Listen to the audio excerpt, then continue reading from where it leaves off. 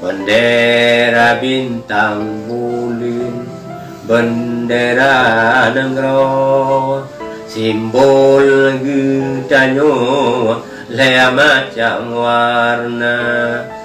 warna putih, hitam dan merah, tanda isyarah pahlawan bangsa. Bintang bulan bina di sinan, bangsa Aceh nyan junjung agama. Bintang bulan bendera negara, sinan mensaho maruah bangsa. Darah dum ili rata je sago, bapa tu negara Aceh merdeka. Darah dum ili rata je sago, bapa tu negara lawan Belanda. Darah dum ili rata je sago, bapa tu negara pedang agama.